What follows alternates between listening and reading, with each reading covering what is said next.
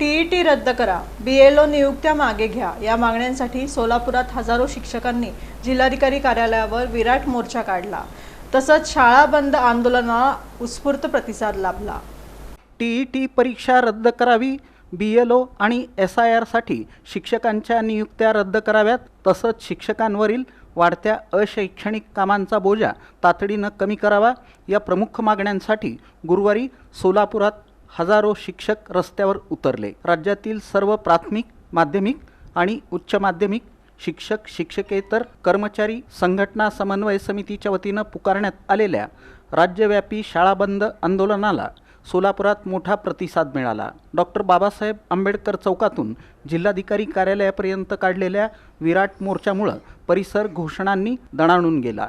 शिक्षक सहकार संघटनेचे राज्य सरचिटणीस निलेश देशमुख यांनी शिक्षकांकडील अशैक्षणिक कामे तातडीनं रद्द करण्याची, तसंच अनुभवाच्या आधारे शिक्षकांना सेवा देण्याची संधी मिळावी अशी मागणी केली। यावेळी शिक्षक समितीचे राज्य उपाध्यक्ष राजन सावंत, मागासवर्गीय शिक्षक संघटनेचे राज्याध्यक्ष शामराव जवंजाळ, शिक्षक समितीचे जिल्हाध्यक्ष सुरेश पवार, शिक्षक भारतीचे राज्याध्यक्ष नवनाथ ग्रांडे, शिक्षक संघाचे जिल्हाध्यक्ष वीरभद्र यादवाड यांच्यासह विविध संघटनांचे पदाधिकारी मोठ्या संख्येनं उपस्थित होते। डॉक्टर बाबासाहेब आंबेडकर चौक ते जिल्हाधिकारी कार्यालय या मार्गावर निघालेल्या मोर्चात हजारो शिक्षक सहभागी झाल्यानं वाहतुकीवर मोठा परिणाम झाला।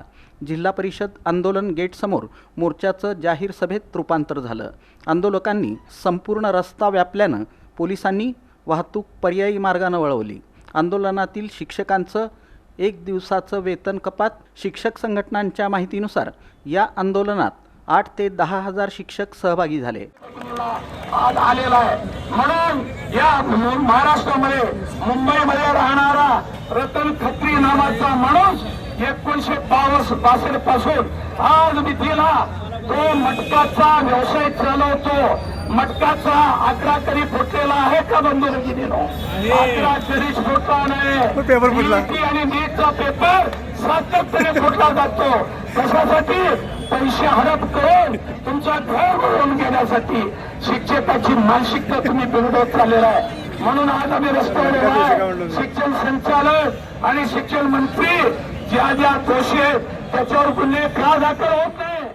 दरम्यान शाळा बंद ठेवून आंदोलनात सहभागी झालेल्या शिक्षकांचं 1 दिवसाचं वेतन कपात करण्यात येणार असल्याची माहिती प्राथमिक शिक्षणाधिकारी कादर शेख यांनी दिली।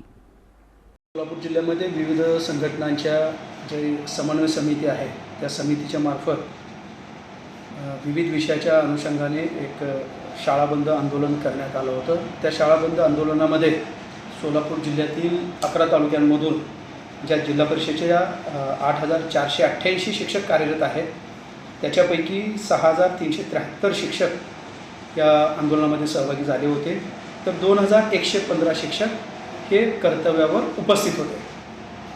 त्याचबरोबर ज्या खाजगी शाळा आहेत ग्रामीण भागातल्या जिल्हा परिषद क्षेत्रामध्ये त्या सर्व खाजगी शाळांच्यामध्ये सुद्धा जे काही 1,686 शिक्षक एकूण आहेत त्याच्यापैकी 221 शिक्षक संपामध्ये सहभागी होते आणि 1,465 शिक्षक हे शाळेवर उपस्थित होते आपल्या कर्तव्यासाठी।